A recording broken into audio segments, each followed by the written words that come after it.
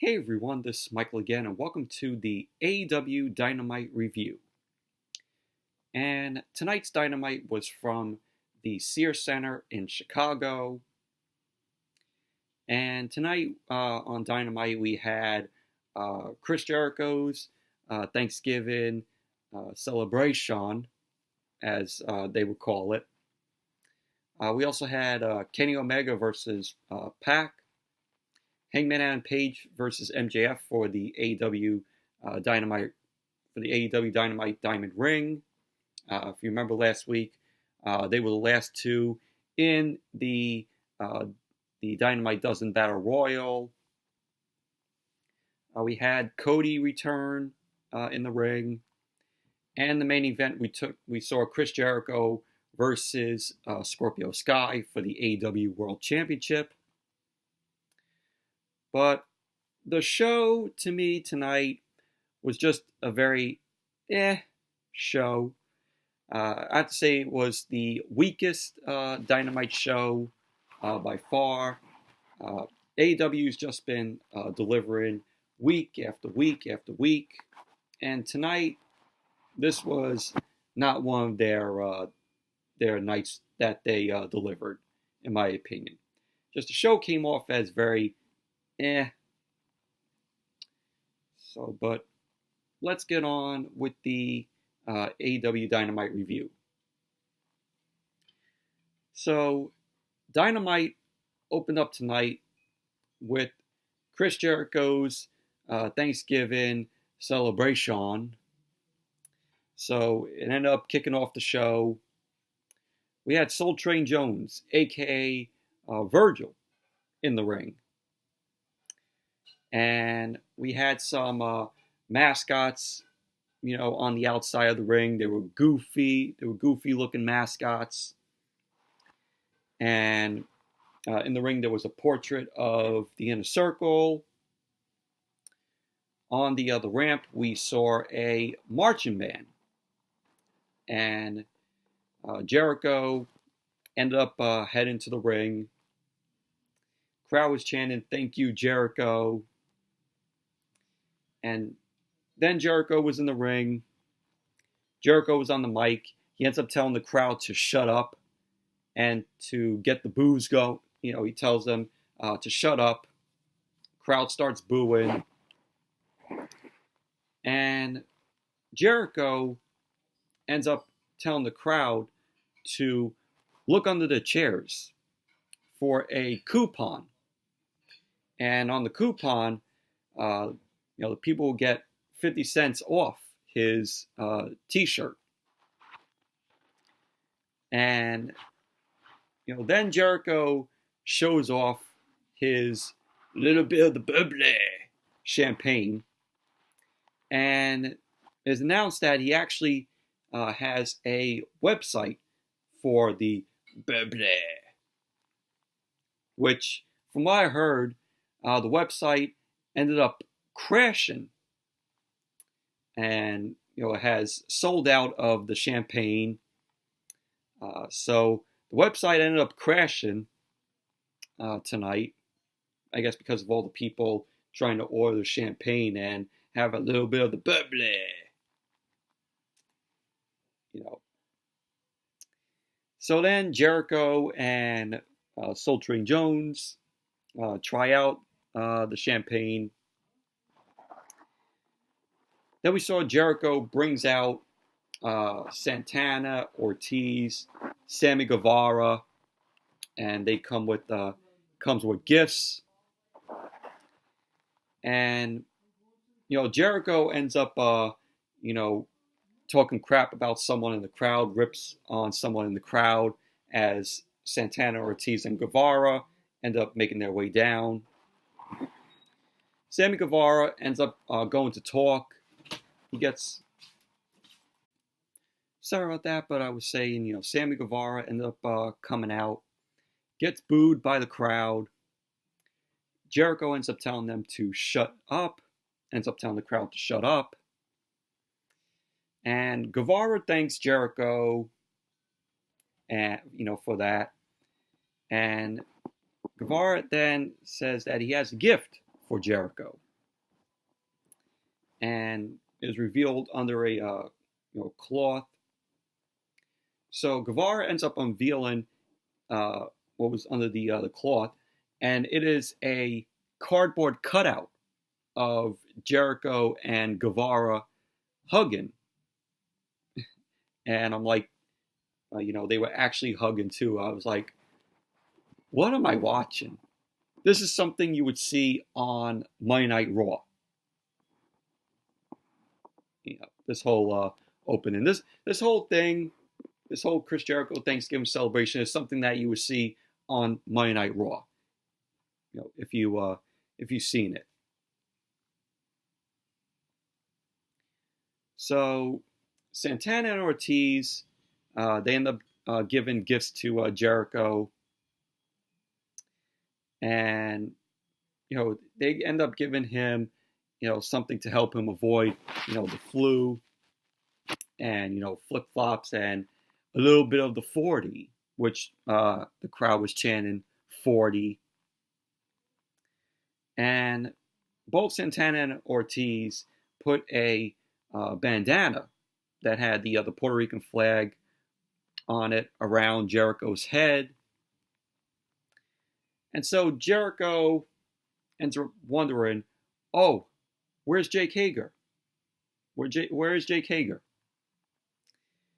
And then we see Jake Hager walks up from the back, and he has a goat by him, which Hager ends up naming the goat Chris Jericho. I know, it's corny. I thought it was very corny. But Jericho asks, oh, what's this giant present that's here? And the wrapper paper was with Jericho with the AEW World Championship on it. So they reveal this giant present, and inside of the giant present was Jericho's dad, a former New York Ranger player. So his dad got on the mic, says, "It's so great to be back in New York City," which the crowd end up booing. And Jericho ends up letting him know that they are actually in Chicago and not in New York. So then the crowd starts chanting, "Let's go Blackhawks," because, of course, the Blackhawks, Chicago hockey team. I don't watch hockey, but I know the Blackhawks are from Chicago. So Jericho's dad says they beat them all the time, and they were brutal, meaning that the Rangers ended up being the Blackhawks. So Jericho's dad says the Blackhawks were and always will be wimps, which the crowd booed the hell out of. So then he gives out Rangers merch to the inner circle. It was like shirts with their names on the back. So the crowd was chanting, "Rangers suck, Rangers suck." Then Jericho ended up giving a official statement from the higher-ups at AEW and TNT, or Turner. He ends up saying that he doesn't feel like reading through. So he ends up getting Justin Roberts, the ring announcer for AEW, to get in the ring and read it. So the crowd was chanting, "You can't read," to Jericho.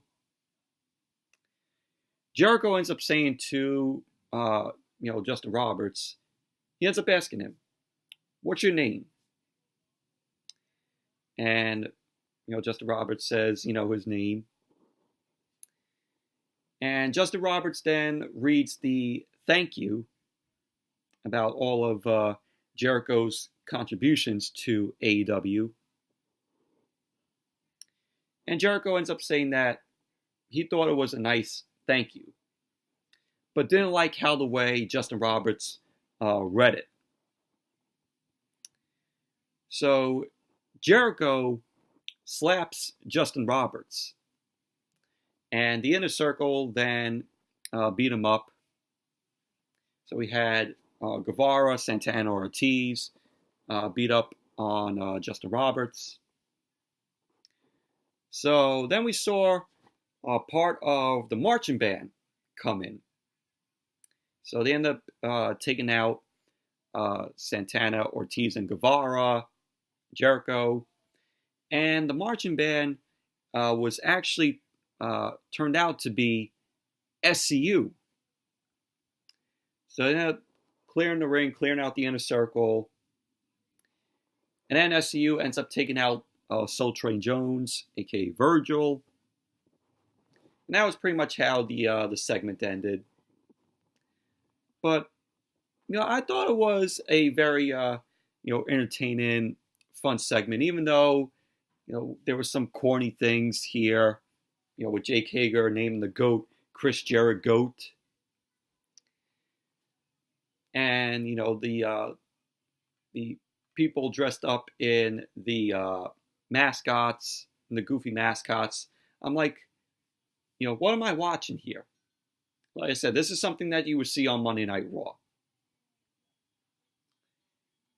But overall, it was, fun segment. So then, after that, we had a tag team match. We had the Best Friends versus the Lucha Brothers.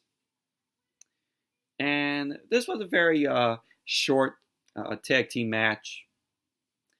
We had Chuck Taylor and Trent of the Best Friends versus the Lucha Brothers, Pentagon and Phoenix. And Orange Cassidy was there also with the Best Friends, of course. And Phoenix ended up going for a rolling cutter into a Canadian Destroyer on Trent. But Trent ended up countering it and ended up pinning Phoenix. So the Best Friends ended up winning the match. But overall, it was an okay tag team match. Then we had a women's match, women's tag team match. Mia Priestley and Emi Sakura versus Kris Statlander and Hikaru Shida. And the match was pretty meh, in my opinion. It was a meh women's tag team match. I like Hikaru Shida. I like Bea Priestley and Emi Sakura. And in the end, Bea Priestley and Emi Sakura end up winning the match. Emi Sakura end up rolling up Kris Statlander to win the match for her and Bea Priestley. Overall, very meh women's tag team match. So then we went backstage. Jon Moxley was cutting a promo. Jon Moxley ended up saying that he's blazing a trail. He ends up saying, "I'm napalm death." And Moxley ends up saying that he wonders if anyone is out there that wants to get to him before he ends up getting to them. Someone crazy. So Jon Moxley ends up saying that he wonders if anyone wants to step up and be a hero. He says, go ahead, try it. So it was a little promo from Jon Moxley. I liked it. Then we had Cody versus Matt Nix. Very short match. Cody ended up returning in the ring after he had that match at Full Gear, and this was an easy win for Cody. Cody ended up locking in the figure 4 on Matt Nix. So Cody ends up winning the match. It was Cody's return to the ring after the Full Gear match with Chris Jericho. But post-match, Cody ended up getting on the mic and calls out MJF. He says, we don't have to wait. MJF, we don't have to wait. Let's do this right here. So we had this guy come from underneath the ring. So they end up calling this guy on commentary the Blade. And we also had another guy come from underneath the ring, known as the Butcher. So it looks like there's possibly going to be a new tag team that's going to debut on AEW right here with the Blade and the Butcher. And then we see Allie. Allie ends up joining the group. And the group is known now as the Bunny. So it's a new tag team right here that debuted tonight. So it's the Blade and the Butcher. And I guess Allie is going to be there with them, like be their manager. So there you go, new tag team that debuted tonight. I don't think anyone from the crowd, cheered or cared. Then we had Kenny Omega versus Pac. This was a pretty decent match. It was back and forth between them. Kenny Omega was decent here. Pac was pretty good here. You had at one point in the match where Pac and Omega was on the top. Pac ended up delivering a Falcon Arrow off the top rope, which looked awesome. Pac ended up going for the pin. Kenny Omega ended up kicking out at 2. And I just like the style here in the match where both Omega and Pac delivered shots and they were just going back and forth. So, but in the end, Kenny Omega ended up getting the win, and he ended up rolling up Pac. So there you go. Kenny Omega ends up winning the match. But overall, it was a pretty decent match between the both of them. I like the style that they had here for the match from both Omega and Pac. Just delivering shots back and forth, and that Falcon Arrow that Pac delivered off the top rope onto Kenny Omega was really cool.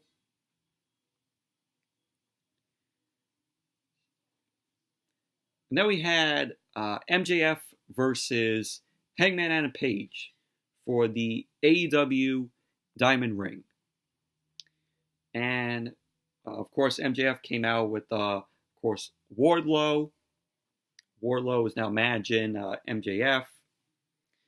And you had a point here when AEW was at commercial. We saw Wardlow end up getting involved here and taking down Hangman Adam Page.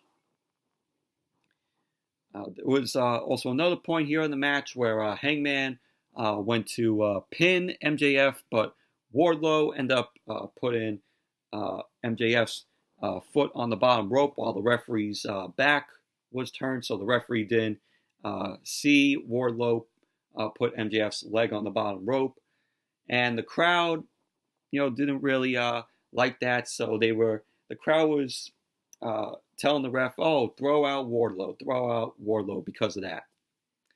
But unfortunately, Wardlow ended up staying out there because the referee didn't see it.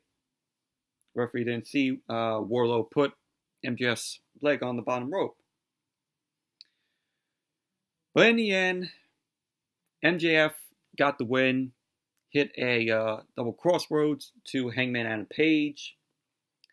So there you go. MJF ends up winning the match and win the AEW Diamond Ring, which I predicted last week. I knew MJF was going to win the Diamond Ring. And, of course, I was right. So I was like, oh, yeah, let's see MJF, win the Diamond Ring. So they gave it to him. I mean, MJF plays a really great heel. He's one of my favorite heels. And he just knows how to get the crowd, to boo the hell out of him. And for him, and he really knows how to get the crowd. The crowd really knows how to get heat on MJF.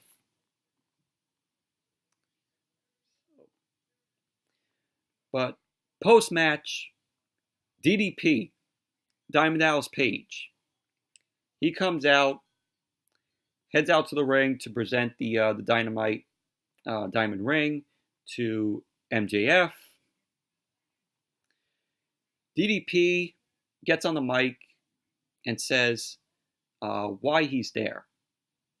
And he then hands over the ring to MJF. So MJF ends up taking the ring, puts it on his finger, gives it a kiss. And DDP says some of MJF's actions have been very disappointing. But tonight, he's the man. And DDP ends up slapping MJF on the shoulder. DDP says, while I'm the bigger man, I'll congratulate you like a man. So DDP puts out his hand, asks for MJF to shake it. MJF puts the gum that he was chewing in DDP's hand, which was funny though. DDP was like, seriously? MJF ends up responding, seriously. So DDP, since he didn't like that, what MJF did, DDP gets in MJF's face. Then Wardlow gets in DDP's face. DDP ends up saying to Wardlow that, he better get out of his face. So then we had a brawl break out between DDP and MJF and Wardlow. Referees had to come down and get involved, separate them. And so pretty much that was basically what happened. But going into the match, I knew that the Diamond Ring was going to go to MJF. Like I said, I guessed it last week.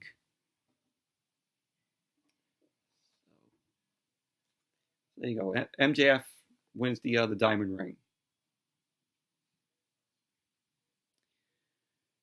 So then, after that, we had Dustin Rhodes. Dustin Rhodes was in the ring. Ends up talking with Jennifer Decker.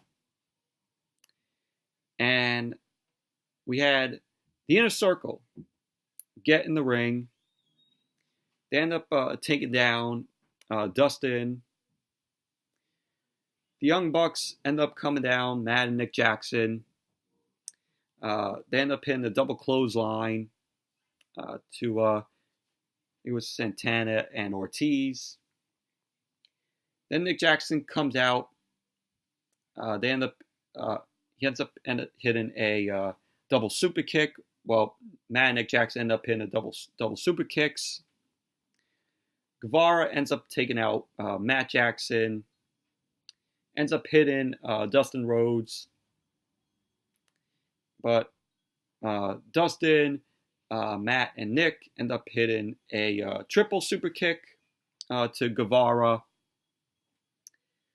And Santana, Ortiz, and Guevara end up, getting out of there. So, but that was that.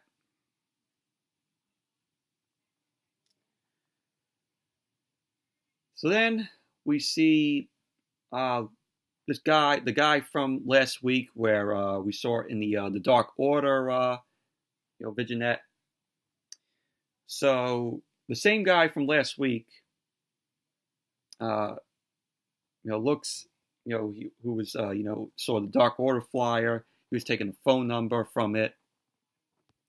So we saw a meeting with the Dark Order.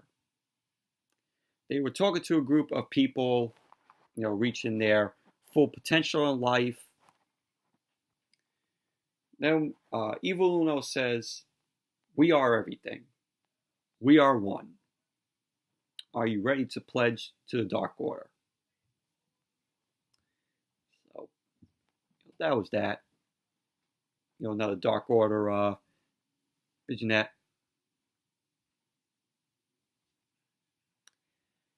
Then we had the main event. Chris Jericho versus Scorpio Sky for the AEW World Championship. And this was a good match, in my opinion. This was a good main event. It was back and forth between Jericho and Scorpio Sky. And going into it, I'm like, they're still going to keep the title on Jericho. I'm like, why is the AEW Championship on the line here? Well, we all know that Jericho was going to, retain it. But Scorpio Sky, I like. He's decent in the ring. And we had Jake Hager. He ended up coming out. Jake Hager was on the ring apron because he was gone from ringside. He ended up distracting Scorpio Sky, which allowed Jericho to put Scorpio Sky down. And the rest of SCU ended up coming out, laid into Jake Hager. And Jericho ended up trying to hit Scorpio Sky with the belt. And the referee was distracted with what was going on with Hager and SCU. Scorpio Sky ends up ducking because Jericho went to go hit Scorpio Sky with the belt. So Scorpio Sky ended up ducking, catches Jericho with a TKO. Scorpio Sky ended up going for the pin, and Jericho ended up kicking out. We had Jericho end up catching Scorpio Sky with a code breaker. Jericho went for the pin. Scorpio Sky ended up kicking out a 2. And then we had Scorpio Sky ends up avoiding the Judas effect by Jericho. But Jericho ended up catching Scorpio Sky's boot and it put him into the Lion Tamer. So Jericho locked in the Lion Tamer on Scorpio Sky. Scorpio Sky had no choice, and he tapped out. So there you go. Jericho ended up winning the match, retaining the AEW World Championship, which we all knew. Jericho's not losing that title anytime soon. So post-match, we had Jericho still had the Lion Tamer locked in on Scorpio Sky. And Jon Moxley ended up coming out. Moxley comes through the crowd and he's staring at Jericho. Jericho then starts barking at Moxley, gets his title, and he ends up taunting Moxley. So Moxley ended up making his way to the ring, and AEW Dynamite went off the air. That's how the show ended tonight. But good main event from Jericho and Scorpio Sky, even though I knew Jericho was going to retain, because they're not going to take the title off of Jericho that quick. I think Jericho is going to have a pretty long reign as the AEW World Champion. So, and Jon Moxley, I guess, is going to be Jericho's next opponent for the AEW World Championship. Well, Moxley will get to challenge Jericho for the AEW World Championship. So this is probably set up right there. But overall, like I said, the show tonight was very It was the weakest Dynamite show, in my opinion. Okay, so anyways, that's it for my review of AEW Dynamite. Thank you all for watching. Hope you all enjoyed this review. And definitely give the video a thumbs up, comment, subscribe. And I will see you all tomorrow with my Thanksgiving morning vlog, like I do every year. So be on the lookout for that tomorrow morning. So till then, I will see you all tomorrow.